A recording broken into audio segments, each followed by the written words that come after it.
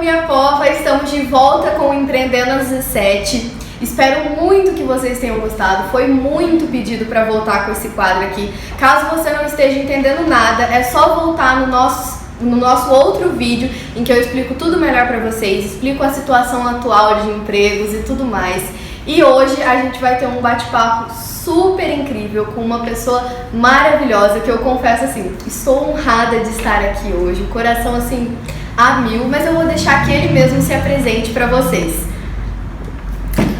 Olá pessoal, tudo bem? Prazer enorme estar aqui com vocês. O meu nome é Maurício Ferreira Cunha, eu sou juiz de direito, atuo junto ao Tribunal de Justiça de Minas Gerais há 24 anos e atualmente sou titular de uma vara de juizados especiais aqui na nossa linda Poços de Caldas. É uma honra, um prazer enorme estar aqui com você, Mari, e com todos. Ai, gente, vocês estão vendo, né? O coração aqui fica apertado. Tão importante, galera. Tô entrevistando o juiz agora. Nada disso, gente, nada disso. Bom, eu queria que você explicasse para os nossos espectadores um pouco sobre como foi essa sua trajetória até chegar ao cargo de juiz. Conte um pouco da sua história e fique à vontade. Perfeito, Mari. Nosso. Perfeito, Mari, perfeito. Quero te parabenizar, Mari, também pelo teu projeto. É muito bom a gente ver pessoas assim tão jovens e com tanta vontade de crescer e com tanta vontade de fazer o bem. A gente precisa disso. Bom, gente, o que eu posso falar? A minha história é uma história um tanto quanto peculiar, né? Particular. Eu sou nascido em Santos, uma cidade do litoral, né? Do estado de São Paulo. Eu tenho 54 anos de idade. Eu sou o filho mais velho, né? de uma família de três. São 3 filhos, 3 homens. E eu tenho os meus pais, né, são professores do estado, aposentados, e foi lá que tudo começou, né, que essa história começou. Na verdade, eu nunca pensei em fazer direito, nunca pensei em ser juiz, Mari. Eu queria fazer odontologia, né, a gente conversava em off antes e aí eu estava te explicando, mas eu comecei a trabalhar muito cedo. Com 14, um pouquinho antes dos 14 eu já era animador de festas infantis, né, já me vestia a caráter, aquelas fantasias, né, de super-heróis, essas coisas todas, para poder ajudar em casa. E depois fui trabalhar como office boy, foi meu primeiro emprego, eu tenho muito orgulho em dizer isso. Trabalhei como office boy num banco e depois, por morar em Santos, eu fui trabalhar em agências de navegação. Nesse período, né, por conta do Porto de Santos, inclusive, né, que eu trabalhei em agências de navegação. Nesse período eu resolvi fazer faculdade, mas a minha ideia era fazer odontologia, eu queria ser dentista inicialmente, mas tinha que ser uma universidade estadual ou federal, porque particular eu não tinha a mínima condição de pagar. E aí eu fui reprovado, evidentemente, né, no vestibular. Eu estudei em escola estadual a minha vida inteira, eu fui reprovado e eu fiquei 1 ano, aí eu já trabalhava quase que full time, como a gente costuma dizer, era período integral. Eu fiquei durante 1 ano pensando se eu faria vestibular novamente para odonto ou algum outro curso. E em Santos, a Católica, a Universidade Católica, ela é muito tradicional, é uma universidade renomada. O curso de Direito sempre foi um curso destacado por todo mundo, falado por todo mundo. Eu sempre gostei muito de ler, gostava muito e gosto até hoje de História, de língua portuguesa, de línguas estrangeiras também, eu gosto demais de aprender. Eu falei, eu vou prestar no final do ano vestibular para odonto e vou prestar para Direito. Vamos ver o que eu passar. Vamos ver o que vai dar. De novo eu tomei bomba em odontologia, não passei, e aí passei em Direito e aí começou a minha trajetória. Foi a partir daí, termino a faculdade, Mari, só para tentar encurtar e para não cansar mais os amigos que estão aí nos vendo. Eu termino a faculdade sem saber o que eu queria. Eu não queria advogar, eu tinha essa consciência. A advocacia não é uma coisa que me atraía, né? Até hoje não é algo, eu não tenho perfil, né, para ser um advogado.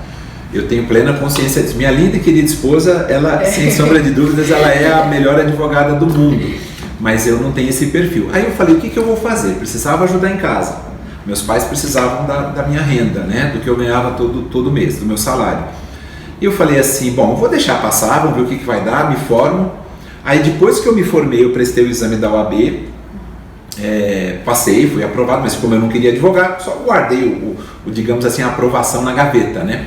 E 3 anos depois, Mari, aí eu vou cortar agora a história, porque eu não sei se você vai querer a complementação depois, mas 3 anos depois foi quando me num período de férias que eu tive, me deu um estalo e eu falei assim, meu Deus, e agora? Né? Fiz faculdade, faz 3 anos que eu sou formado, não atuo na área.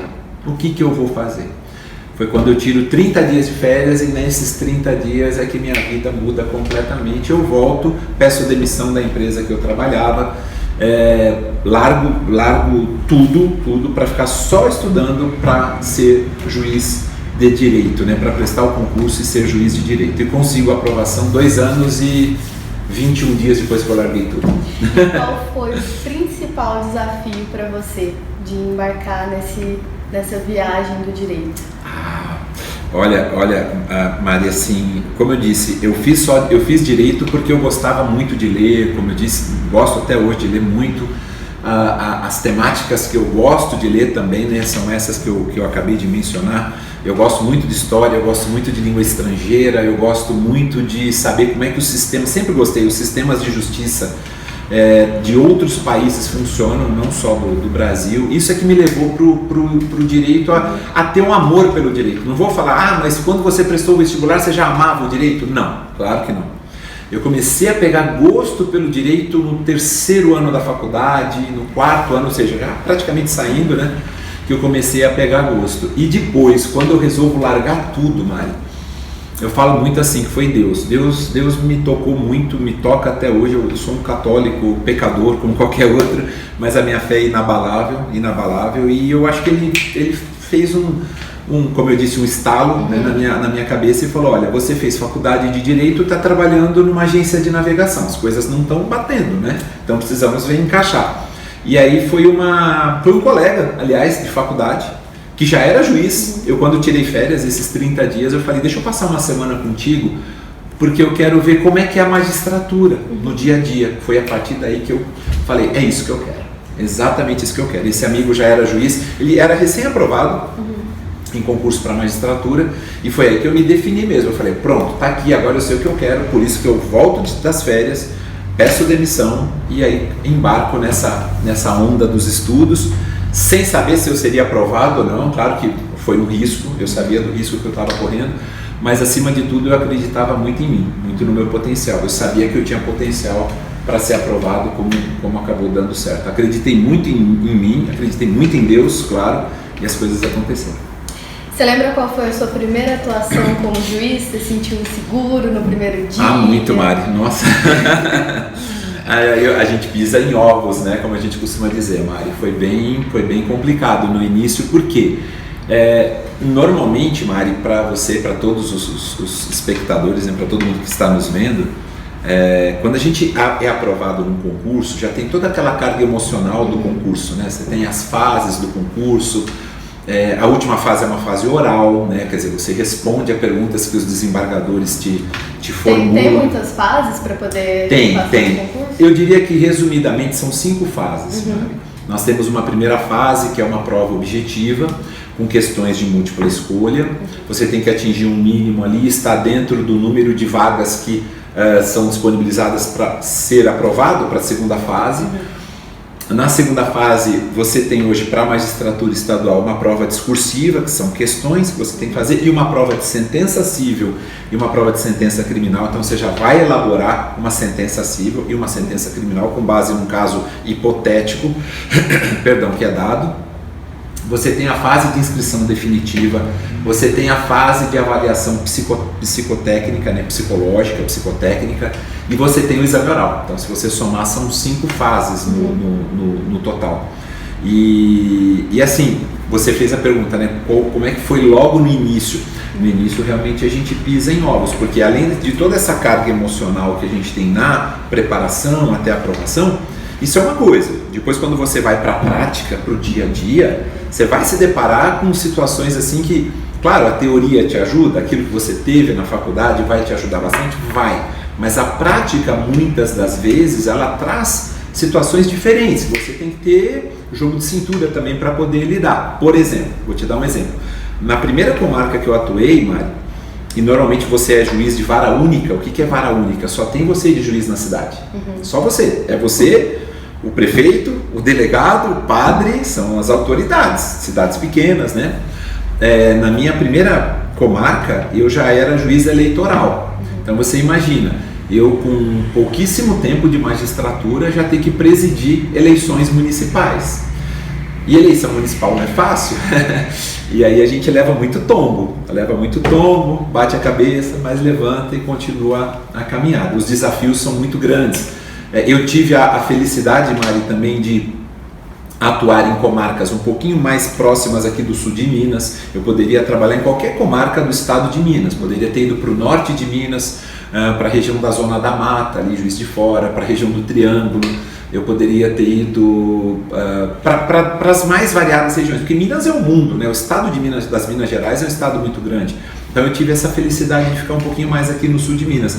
Mas os desafios foram muito grandes e a gente acabou superando. A gente vai aprendendo, né, Mari? Vai acertando com a correção dos nossos erros, né? Porque a gente erra. Eu erro até hoje, Mari, sabe? Eu acho que todos nós erramos.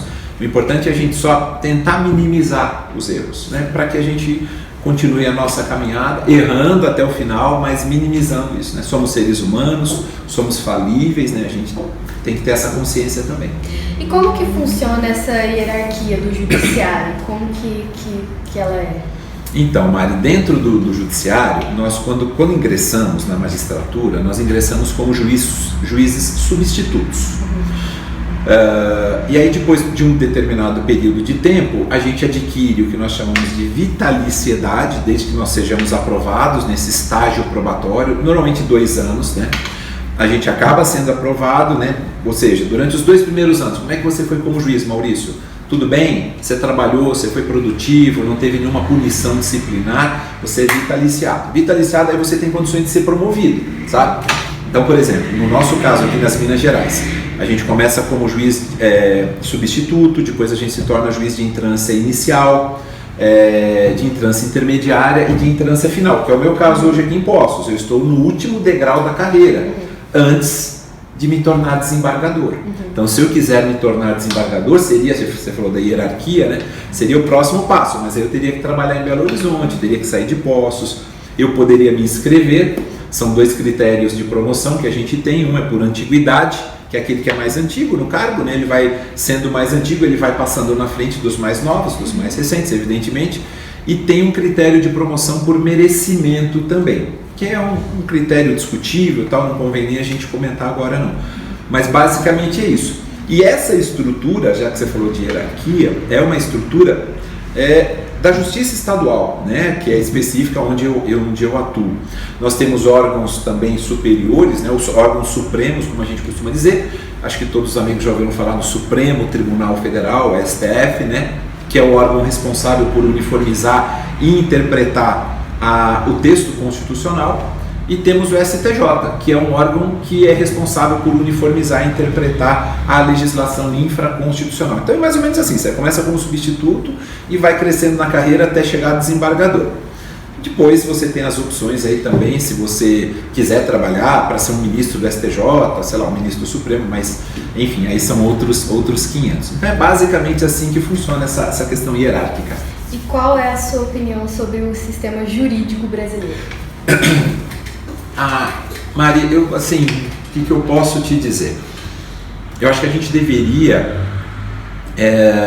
privilegiar e aprimorar um pouco mais hoje os bancos acadêmicos. Por que eu falo isso? A gente estava falando de fazer faculdade no início. O que eu queria fazer? Eu acho que a gente precisa melhorar a grade curricular das faculdades de Direito. Melhorar em que sentido? Melhorar, por exemplo, hoje o que está muito em discussão e é algo que nos ajuda muito, são as audiências de conciliação. Porque o ideal é que o juiz, não só o juiz, mas todos que atuam no sistema, todos tenham consciência de que o melhor caminho sempre é o acordo, sempre é a conciliação. Estou pensando na esfera civil principalmente, mas poderia pensar na esfera criminal, quando a gente fala da justiça restaurativa. Esse sistema ele só vai funcionar bem lá na frente se eu melhorar a base. A base é a faculdade.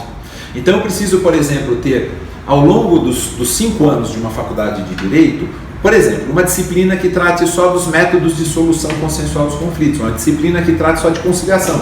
Como é conciliar? Conciliar o quê? Botar as partes na tua frente ali, você é o conciliador, E você vai conversar só com elas? Não, deixa elas falarem também, para ver se elas mesmas, elas conseguem chegar num denominador comum. Então, o sistema como um todo, Mari, eu vejo ele hoje com algumas deficiências, sem sombra de dúvidas, né?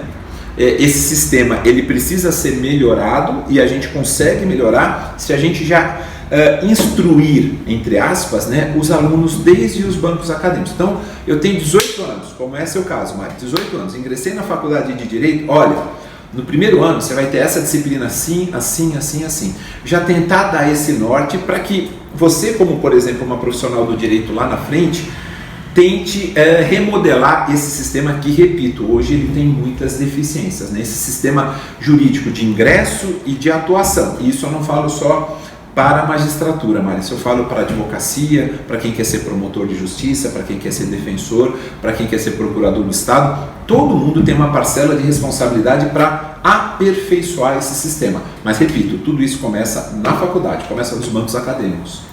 E como que esse sistema de comunicação entre tribunais tem algum cruzamento, de cruzamento de ideias, de dados da pessoa? Tem sim, tem bastante. O sistema também tem deficiências, e são deficiências naturais, elas precisam ser aprimoradas, né, durante o tempo, mas assim, existem canais de comunicação, por exemplo, só para você ter uma ideia, Mari, se eu quiser, vou dar um exemplo para todos que estão nos vendo, para os queridos amigos que estão nos vendo. Se eu quiser saber quais são os antecedentes criminais do Maurício, por exemplo, Maurício já cometeu algum crime anteriormente ou não, o Maurício tem algum processo civil tramitando contra ele, ele é autor de algum processo, você tem como estabelecer, obviamente obter esses dados, né? Através das informações minhas pessoais, meu CPF, meu RG, enfim, seja lá o que for, eu consigo saber, Maurício, olha, ele já foi condenado uma vez, por exemplo, porque ele praticou um crime. Não, ele nunca foi condenado. O Maurício tem uma ação de despejo contra ele. Não, ele nunca teve. Então, esse sistema de comunicação, para você saber dados das pessoas, das partes, né, de quem está ali litigando, de quem está ali demandando, esse sistema, ele é um sistema, repito ainda, com algumas deficiências, mas ele já evoluiu bastante. Hoje a gente consegue ter esse canal de comunicação entre os tribunais. Eu coloquei uma caixinha de perguntas no Instagram para que as pessoas pudessem entrar em comunicação com você também. E uma das perguntas mais feitas foi sobre a remuneração de um juiz. Se há queixa, se há uma remuneração boa, sobre como que funciona. E aí eu queria que você contasse um pouquinho para eles. Perfeito, Mari. Eu tenho uma posição, um posicionamento que eu não sei se o dos meus colegas, né, de magistratura ou não, mas eu penso sim, nós temos uma remuneração boa, sim.